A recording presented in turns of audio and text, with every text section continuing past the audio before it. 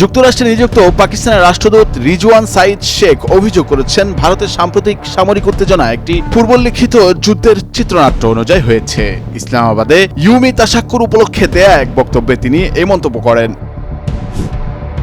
পাকিস্তানের অনেকের সঙ্গে ভালো সম্পর্ক রেখেছেন বলে জানিয়েছেন যুক্তরাষ্ট্রের প্রেসিডেন্ট ডোনাল্ড ট্রাম্প। যুক্তরাষ্ট্র পাকিস্তানের সঙ্গে খুব একটা বাণিজ্য করে না, অথচ তাদের দারুণ সম্ভাবনা আছে।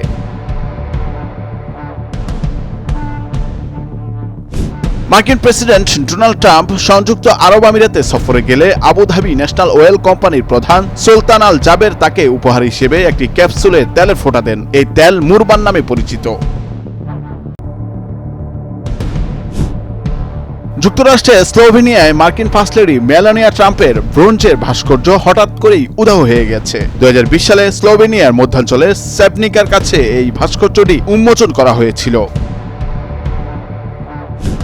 জাতিসংঘ ও মানবাধিকার সংস্থাগুলোর অভিযোগ, ভারতের নৌবাহিনী জাহাজে করে অন্তত 40 জন রোহিঙ্গা শরণার্থীকে জীবন রক্ষাকারী জ্যাকেট পরিয়ে মিয়ানমারের সামুদ্রিক সীমানার কাছে ফেলে দিয়েছে।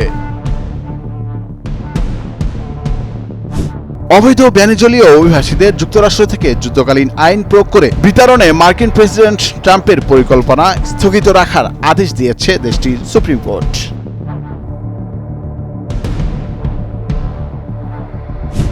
ইউক্রেনের উত্তর পূর্বাঞ্চলীয় সুমি অঞ্চলের বিলোপিলিয়া শহরে একটি যাত্রীবাহী বাসে রাশিয়ার ড্রোন হামলায় অন্তত 9 জন নিহত ও 4 জন আহত হয়েছেন। সুমি আঞ্চলিক সামরিক প্রশাসনের বরাত দিয়ে এই হামলা ঘটে।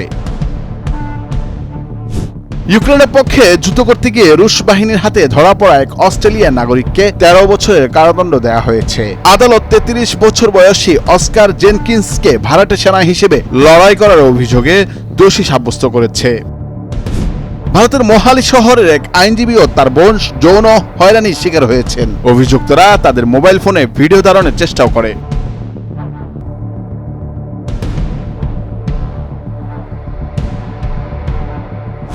আরব লীগের সহকারী মহাসচিব হুসাম জাকি বলেন, ফিলিস্তিন রাষ্ট্রকে স্বীকৃতি দেওয়া নিয়ে সম্মেলনটি 17 থেকে 20 জুন অনুষ্ঠিত হবে, যার সহ সভাপতিত্ব করবে সৌদি আরব ও ফ্রান্স।